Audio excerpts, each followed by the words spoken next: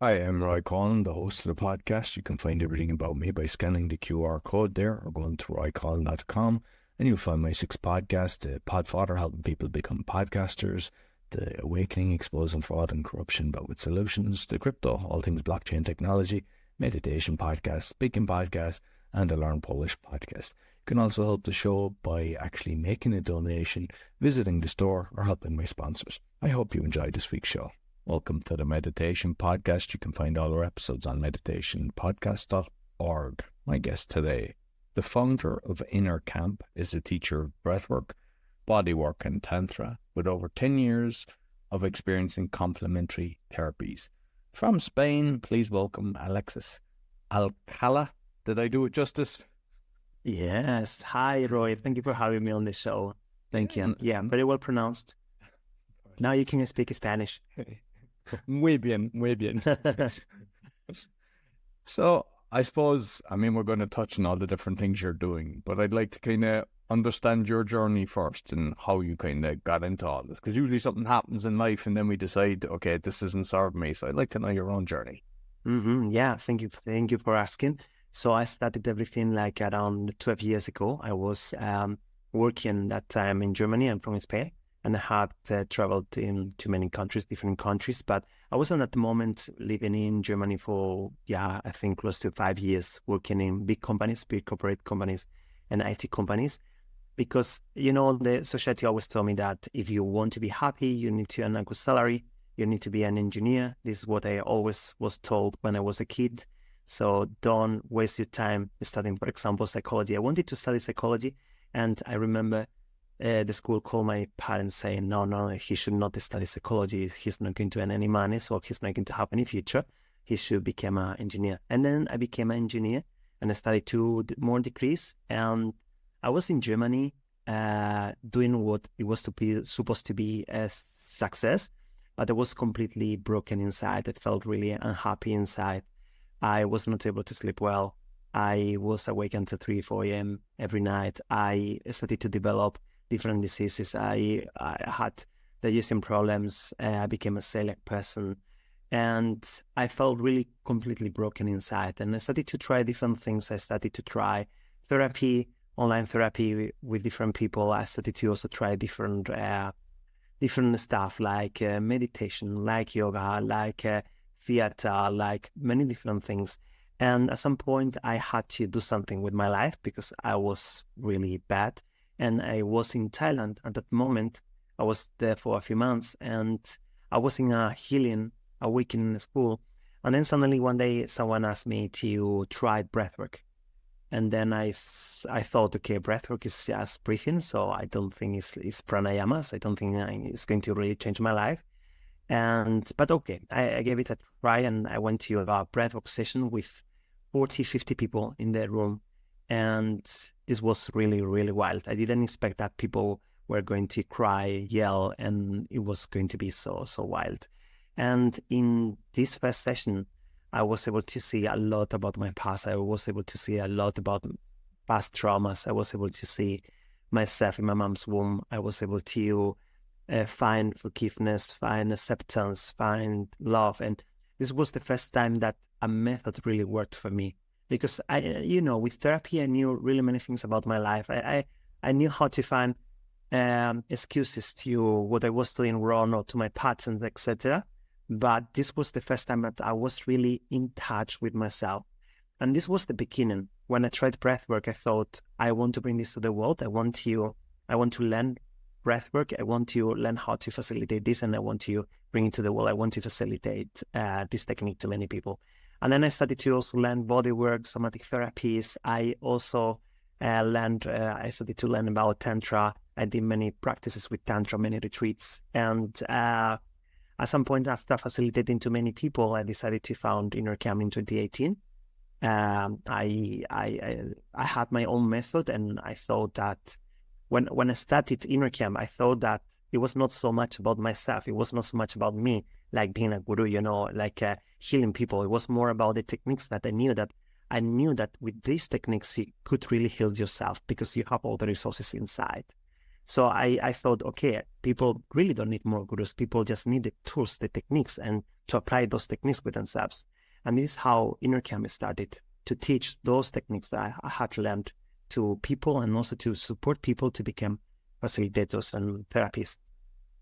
Excellent. And like you mentioned at the start that, it was the school that kind of discouraged you kind of following your own dreams. And usually it's the parents are kind of pushing, oh, be the doctor, be the solicitor, be the accountant, because it's like a job for life. And like, I wish that would stop, because there's so many people I know that they follow someone else's journey and then they're miserable because it's not their path. And I don't know why a parent thinks that they can suggest, and it's usually not suggest, it's kind of like, I'll pay for your education if you do this, otherwise I'm not paying for it. So it's like a blackmail as such. And I would love to see that system change, that it's like all about, let's see what the child loves, let's see what the journey they want, and they can decide themselves. Totally, yes. I remember when I was a kid, I was reading books about psychology, and I was really interested in the human mind, and I wanted to know more. I wanted to really study psychology, and I was completely discouraged to study psychology. No, you're not going to be happy because you're not going to earn enough money. This is the message I got. And then I took this very seriously, because I don't remember, maybe 10, 12, 14 years old before going to the university. And then this was like, okay, I need to follow this instruction, because they know more than me, right? With the breathwork, because you mentioned that you weren't expecting it. I think I kind of experienced maybe 10 different facilitators kind of around the world, different. And you mentioned you like the burp as well, that you remember that, because I remember one time we were doing it on the beach, and it was somebody else. It was like we'd done it in 2 stages, so somebody was holding you. And I remember being in the water, and we were after going through the breathworks, and it felt to me like I was going through the burp. It was weird. It was, every time I've done it, when it's done properly, it's, I don't know, could you say it's like tripping or what, but I've seen colourful visualizations. I always feel fantastic from it. And, I haven't got that here where I am, but I wish everybody was able to experience it once in their life. And I know you're kind of teaching people from it. So like, have you, I suppose, there's a lot of different types of breathworks, because as I mentioned, there's like 10, maybe more different facilities. Everyone's got their own little kind of twig to it. They figure out something. Some people, it's kind of the rhythm in the music. Others, it's just how they tell you what way to breathe, hold the breath, don't hold the breath. Just kind of, did you go through a journey of 50 different kind of styles before you found your own one? Yeah, I tried really many different styles of breathwork. And for example, you have pranayama, where you are more energizing your body, you're feeling better, you go to a meditative state. And it's completely different to what you experience in water, for example. There is this what we call the psychedelic breathwork, or psychedelic style, because it's like taking psychedelics to be on psychedelics, because very often we can go to the subconscious mind, we can overcome the ego mind, and then we can see a lot of stuff from the past. We can visit past memories, past traumas, etc. So you can really access the information also from the body, blockages from the body. But there is also, for example, breathwork to sleep better, to feel more relaxed. There are many people out there doing the box breathing 4-7-8, and they can sleep better. They stop taking tablets because of this kind of breathing. There is also the typical famous Wim Hof breathwork style that is not so much about going to the subconscious mind and to have all these visuals. It's more about energizing your bodies to feel stronger. Is you perform better and just at any sport, right? So it's more about at the tops of the body. It's like more on the physical layer. So in our school, we teach 6 different styles, because actually you can use breathwork for any reason. Because sometimes we get people who just want to heal something. They want to heal a symptom, a disease in the physical body. Very often people come just because they want to have this more psychedelic experience. They want to see more. They want to produce what they need to have this experience. We have also people who just want to work with the energy. For example, now this is becoming so famous, the Kundalini activation. So many people who want to activate the Kundalini energy. So this is also possible with breathwork. Breathwork can really help to activate in a safe way the Kundalini energy. There are people who come just to relax, to feel more relaxed. People who want to release traumas. It's also possible to use breathwork in a specific way, in a very safe environment, to just release traumas. And there are people who come with big traumas, with PTSD, complex PTSD, with anxiety, panic attacks, etc., just for breathwork to heal traumas and to release traumas. And this is also possible. Of course, we cannot say, okay, just breathing anyway in a connected way, and then you're going to heal a trauma. This should be follow a specific pattern. And also we need to consider a few things so that people don't, because in breathwork it's possible to get re-traumatized, like in anything in life, right? But it's possible easily if you don't have a good facilitator or if you're not following specific instructions. It's very easy to re-traumatize yourself. What I noticed actually is when I went to a lot of events, sometimes they just went heavy, and a guy I always found lying down was the best for me. But sometimes there was big events, and people were just sitting, and I could see that they were holding back because they were kind of maybe just didn't have the people around to support it. But how do we kind of make sure, because I know that you've got the online as well, which is fantastic when you've kind of got the experience and you just want to go through this.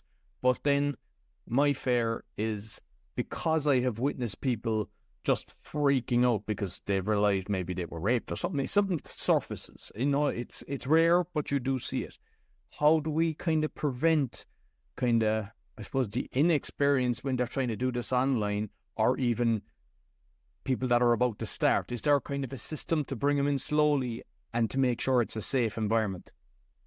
Yeah, first of all, we always talk about contraindications. So, for example, if you are coming with PTSD, with anxiety, with panic attacks, we need to provide a different guidance. We need to give a different technique to those people, because the thing is that with connected breathing, you can activate yourself a lot. So you activate your sympathetic nervous system. So you are going to be very activated, very triggered. And there are people who have a huge window of tolerance and they can control this and they are responsible for themselves. And they are going to be fine for 1 hour breathing in this way. But there are people who cannot manage this. They cannot be responsible. The window of tolerance is much smaller. So there is a big risk of getting traumatized. For us, we have techniques and we can see the signs already from our side when a person is emotionally kidnapped, when a person is going to the re-traumatization, when a person is also disassociating, because disassociating is going to re-traumatize the person, the participant. So we can see it from our side and we can apply different techniques to bring the person back to safety. Okay. And also we teach them before we start a journey, before we start a session, how to avoid this situation, because it can happen.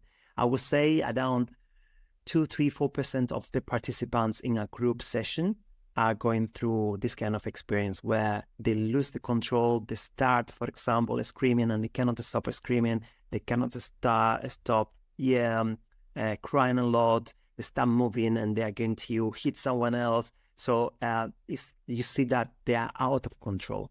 So we have techniques to avoid that and to bring the person back before this is too late. I've unfortunately kind of witnessed that, but the worst thing is when you know the benefits of the breath work and how you can go in and just see beautiful visualizations, when that's happening near you, it's impossible because the distraction is gone. And like when people kind of set up the intention or kind of control it properly, I think you have a separate group for that, and it's not disturbing the people that are there to kind of enjoy it. Actually, sometimes these kind of experiences can help people to go deeper. For example, there are people who yell a lot or cry a lot, and some people don't allow themselves to cry, to yell, to make these sounds. Even some people can have more often with women, but they can have a orgasm as well during the session. So listening to these noises can make you feel triggered. And when you feel triggered, you can process and you can understand more about yourself. And why am I getting triggered? Because I hear someone doing orgasmic sounds, or why do I get triggered because someone is crying a lot like a baby? So it's also is supporting the rest of the group to go through these experiences. Sometimes we get someone crying and then half of the group are crying 1 minute later. So it's an invitation for them to really cry and to let it go and to surrender and to really accept the emotions, because those emotions are there and they are ready to cry, but maybe they feel like, hey, I don't want to cry. Maybe they want to see me, the facilitator is going to see me, or I'm going to disturb the group. So it's actually supporting the group. Interesting. So I saw you got accredited by the Complementary Medical Association and then a member of the International Breathwork Foundation. You might just kind of let me know what they are, because I haven't heard of them before. The International Breathwork Foundation is an organization that is trying to make breathwork a standard, is taking care that what we are doing is right for the facility, for the participants, and we're not doing something wrong. So they do many events to help to do the breathwork, to facilitate breathwork in a better way. So they have some rules and some standards. And the Complementary Medical Association is an association that review all our content, reviewed also our programs as well. So it's also supporting all complementary therapies. So they are also supporting that what we provide has high quality. And we are also accredited by the CPT organization. So complementary is like to gain like extra points for continuous training. And they also did a very strict audit of all our programs. We had to send all the information, all the content to them. They asked us also to change a lot of content as well to improve the content, the videos, the articles we are providing to the students in the courses. And so they are basically there supporting us to make a better work, because this is not like regulated. It's not like you became a doctor at the university and then everything's regulated, so you know what you're going to study, and everyone is having like some specific standards. But here with breathwork, like with yoga or like with meditation or any complementary therapies, there is no regulation. So it's important, I think, and this should be also in the future, is that there is more regulation and we do something that is safe, because I can see also many facilitators out there who didn't get any training and they're facilitating breathwork, and then they're re-traumatizing people. I can tell you one example. I was in Bali in January this year, and then I went to a breathwork session. It was re-traumatizing for me, and I have a lot of experience. I have more than 12 years of experience, but it was really re-traumatizing for me to be there. And I felt like very vulnerable, but also the facilitator didn't understand. He was touching in areas that should not be touched, or making sounds that shouldn't be done, or really creating a non-very safe space. So this is a problem, because if we get more facilitators like this one, then people are not going to trust breathwork. They're not going to come back to breathwork, and they're going to harm also many people out there. So, and like, I see the benefit in one side, but the other side is the fear of, one, it becomes with these organizations only about the money, and two, it gets infiltrated by the bad boys, which they seem to do on everything. Is there ways of making, because usually it's kind of guys that really care come together and create these organizations, and is it like, how are they actually, I suppose, making sure that it's staying for the betterment of breathwork as opposed to the betterment of their pocket, or they get bought out and the wrong people come in? I have seen organizations that only do it for the money, or just because they want to.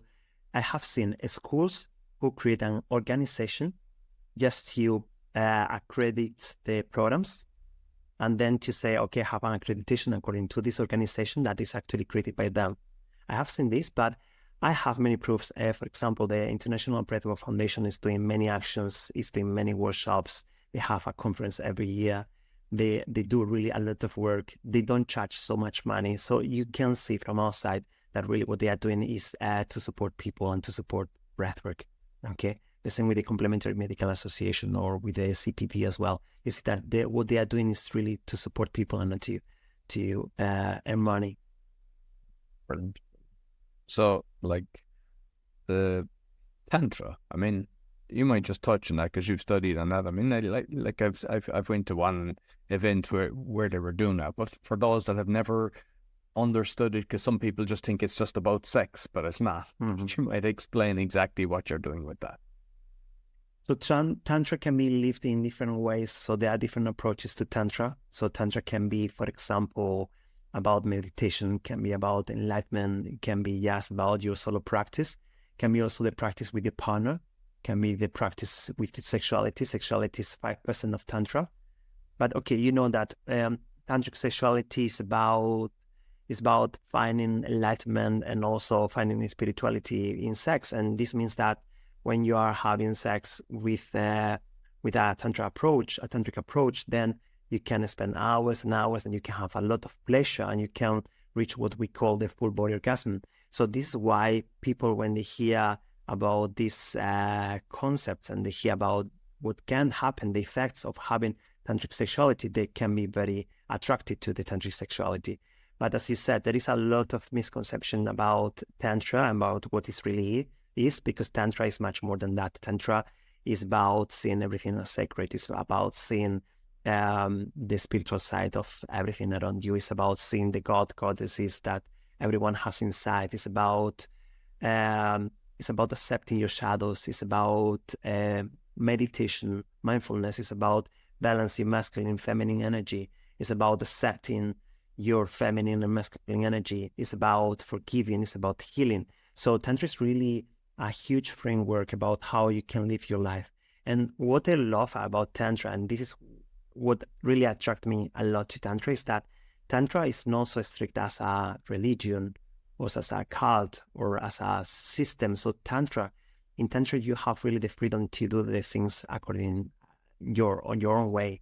So Tantra is, for example, when we come to desire, if you ask a Buddhist monk, the Buddhist monk is going to meditate for hours, days, weeks, months, and years to try to somehow hide this desire, to hide it, to not think anymore about this desire. In Tantra, it's different. In Tantra, we say, okay, I have this desire. It can be any kind of desire. It can be sexual desire. It can be desire to eat a lot. It can be desire to do something that maybe is not so good for your health, okay? But in Tantra, we accept this desire. We say, okay, I'm a human being, so I accept that I have this desire. I do it. And then in the meantime, whereas I'm satisfying my desire, I'm conscious and thinking, okay, who am I? Why do I need to have this desire? Why do I need to eat, for example, from the Nutella bottle? And why do I have this wish that is maybe not so healthy for my body? So Tantra is about accepting that you have those shadows. Tantra is about accepting that you have those desires. And it's about being conscious. And this is what I love really about Tantra, that is giving you permission to be human, to be you. And I just curious, because a lot of this comes from kind of India. Has it any connection at all with the Kama Sutra? Because I know that's on positions and everything, but it's on energy. And I actually got it and read it. And I was kind of disgusted with it in the side that there's it's a strange book. It's don't be sleeping with someone who's really dark and all this kind of stuff. And it's if they have a disability and everything. And I was this is weird. Whereas it was always pushed, and I always thought I must try to get around to reading this. And when I did, it was this isn't right. And I'm just curious, have you ever read it? And has it a connection with the Tantra?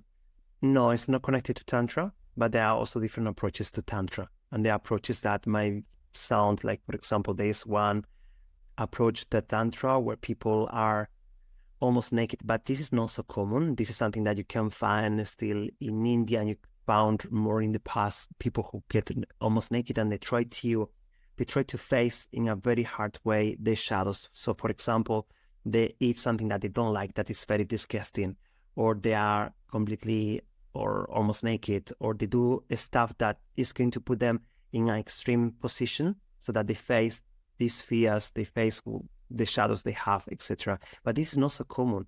Tantra can be much easier, can be much more normal.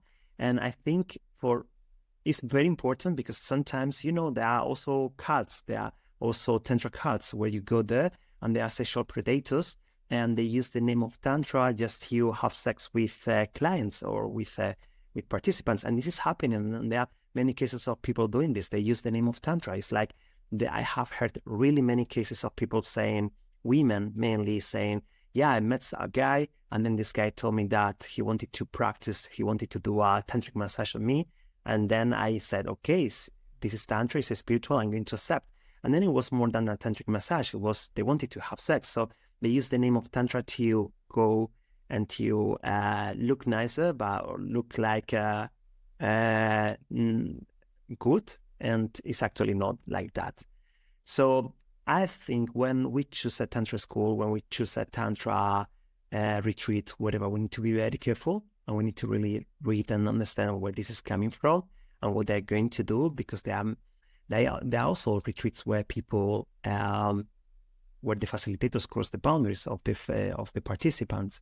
And I have heard also many retreats where people are forced to do this or to do that, or to get naked or to touch someone, and not to be able to say, no, I don't want that. I don't accept that. It's not for me.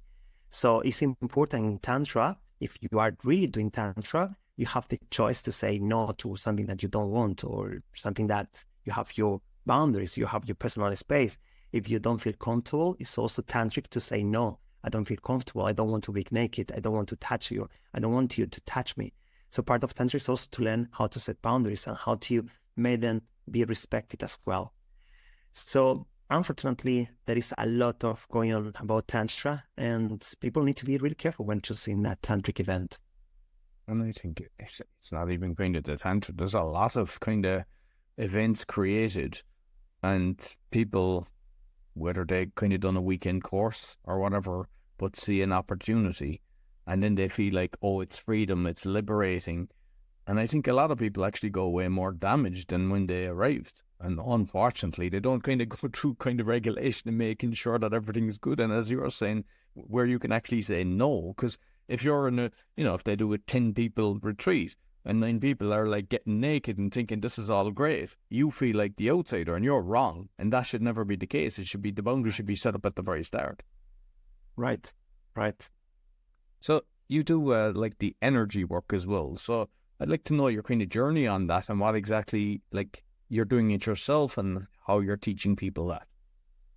So this is something I have done. I have learned from different teachers, different schools. And I learned first to activate my first experience with Kundalini energy was in Japan. Like when I started with breathwork, it was like 10, 11 years ago when I started with breathwork. I started to learn and study from different people. And then I remember I was there in Japan one day, and I was practicing breathwork. And one day I played just some music in the background. And this is why we don't recommend to do a long session without a facilitator, at least the first sessions. And I was there alone in my apartment, and I had a playlist, like few hours playlist, listening there in the background. And I started to do a lot of like breath work, and I started to move a lot of energy. And I felt like I saw energy, I saw light, I felt like fire inside of me. I felt this fire coming from my root chakra. And then every time I was in healing, I was moving this energy. And I loved the experience. I loved so much this experience because it was like connecting to something big. But I did this so much with myself. I was there maybe 2-3 hours. I didn't know how long. And this was really helpful for me because after I finished the session, when I decided to stop, I felt really sick. I felt like a hangover, like drunk, completely drunk. I went to the shower. I was not able to take a shower. I went to bed to sleep. I was not able to sleep the whole night. So I was really sick because of this experience. And many people out there are doing this kind of Kundalini activations. They go to places where people are just activating the Kundalini energy and they feel a lot of energy. It's really cool because you feel the energy and you start moving, you start shaking, you start vibrating a lot. But this is not done very often in a safe way. So the way I learned after a few years is to do it in a safe way, where you prepare your container, you prepare your body to move this energy that is very powerful in a soft way, in a way that is not going to be harmful for you. So this is the way we teach energy activation at InnerCamp, is doing this in a safe way, using different techniques, using also the breath work, using also asanas as well, using different techniques so that you don't depend on a guru or a master outside, so that you could do this for yourself. So always when we teach people how to use those techniques, we teach them also how to reach the self-healing, how to do this by yourself, not only depend always on a facilitator the rest of your life, right? So this is the work, how we do it. And also because when working with energy, many people think that, okay, it's just about moving my energy, but they forget about meditation, they forget about trauma healing, They forget about any blockages, any shadows that they have. So it's important to also work on these shadows, on these blockages, on these traumas before we move this energy, because it might be unsafe to do this work when we are not ready for the work. And with like psychedelics then, just curious, your own experience, did you go through that journey, and is it something that you kind of encourage the people to kind of go down that route as well? Psychedelics never mix with breath work or with the practices or with energy activation. I know about many experiences, many people experiencing really many transformative experiences with psychedelics. I really believe that there should be more research on psychedelics, because I believe that psychedelics can help many people and can heal many people.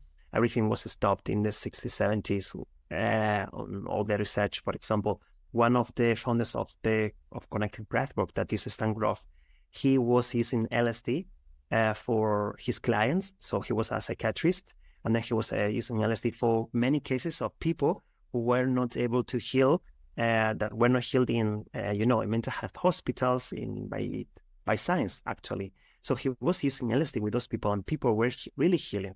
And at some point, LSD was banned, and then he started to use breathwork, and breathwork was very powerful, but for sure not as powerful as LSD. So I believe that if we do more research, we could really heal many people. We could really help many people, but always in an introspectional way, so not as something recreational. So I wouldn't use psychedelics in a recreational way just to have fun, but more to do introspection. I think there's a lot of power, but still there are many contraindications as well. So people can get very sick when trying psychedelics and having any contraindications.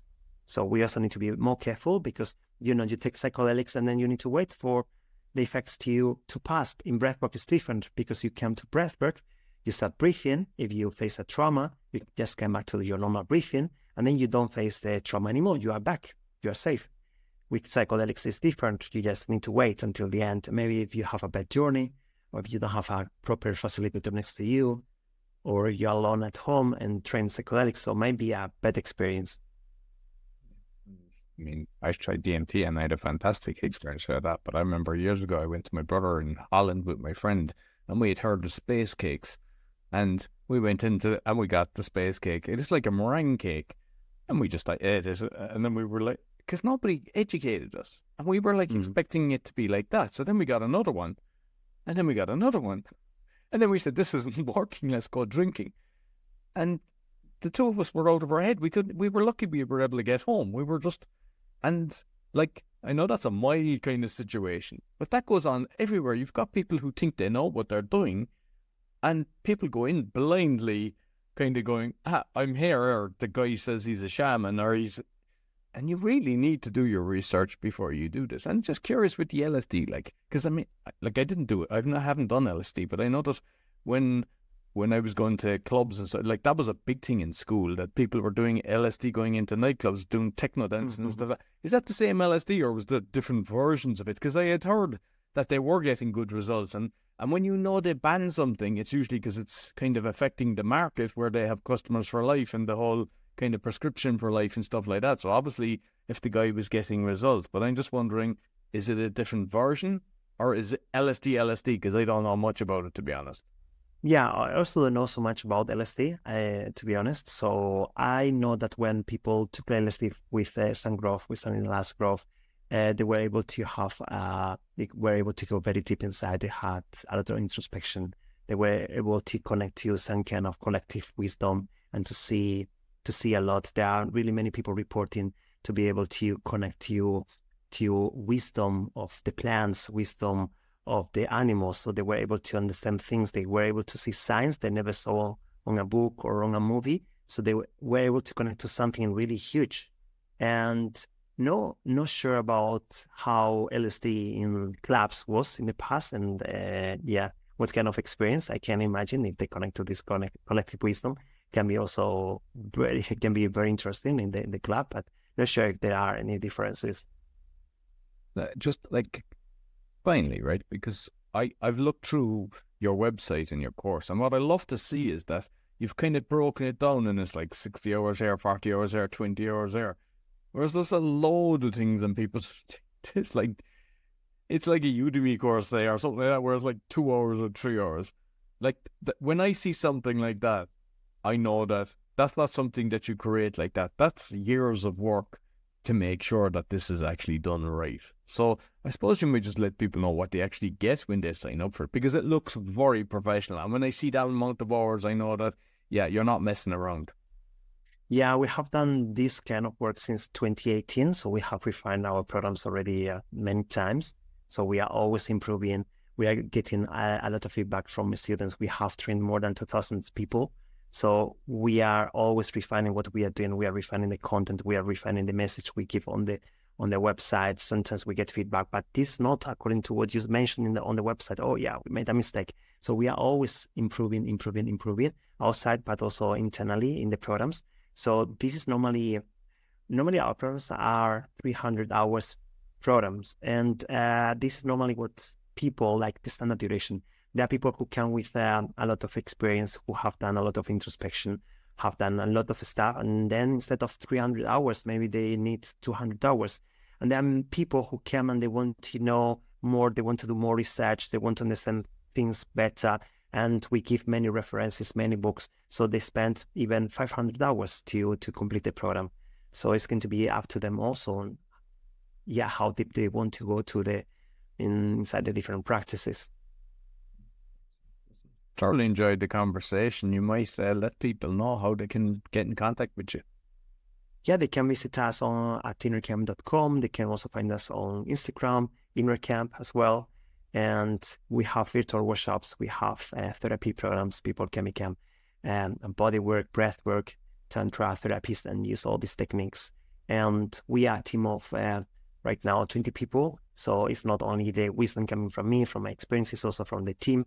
So I'm very lucky also to have very professional people in the team and with a lot of experience who bring also the knowledge to the programs. So it's a program that is made by the team. We have also a research department that we created in 2021, so that is auditing the programs, is bringing more and more science, because we love spirituality, but I always believe that science is something that we need to pay attention to.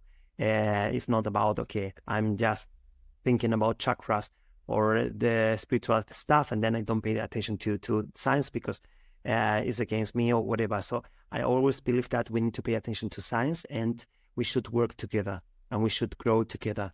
And there are more what I saw, for example, if I compare InnerCamp with 2018 and now, when I started in 2018, I got only people who were like more spiritual. So people who were yogis, people who did only meditation, people who really didn't appreciate so much science. And now I can see psychologists coming to our programs. I can see neuroscience people. I can see people coming from science who really don't believe in chakras. They don't believe in past lives. They don't believe in energy, but they are doing our courses because they know that there is some science background and they can understand what is going on. So I think that this is the future, is to combine all the resources we have so that what we do is more powerful, there is more healing, and also we don't harm anyone. And when there's science like that, it's proper science instead of the science that's paid by people to kind of say, this is the science. But I think it actually complements it and it encourages people to do it, because when the proper science is behind it and they actually can measure it and go, hey, this actually works, we've done all the testing, then it's kind of, people go, oh, it's no longer woo-woo, because a lot of people think, there's no way this works. And I think it's going to benefit all the people that have actually decided to take this path. Yeah, right. Yeah, no, perfect. Listen, Alexis, I make sure I put all the links both on the audio and the video. Thank you very much. Thank you, Roy. No problem. So that's all the meditation podcast. Make sure to give us a thumbs up, 5-star rating, share with your friends, and share this episode because a lot of people will benefit from it. If you didn't like any part of it, or if you did, make sure you comment. It all helps. And once it's not abusive, I leave it up. And until next week, take care. So I hope you enjoyed this week's episode. As mentioned at the start, you'll find my 6 podcasts on bio.link/podcaster. And also, if you'd like to start a podcast or do a podcasting tour, you'll find the information on that or on the QR code that's there. Be sure to give us a thumbs up, 5-star rating, and share with your friends because it really helps. Until next week, take care. So I hope you enjoyed this week's episode. As mentioned at the start, you can find my 6 podcasts on roycollin.com or scan the QR code if you're looking to start a podcast or do a podcasting tour, help with that. Also, if you're looking for a virtual assistant, we also have that service. And you can help the show by visiting the store, supporting our sponsors, or making a donation. Until next week, take care.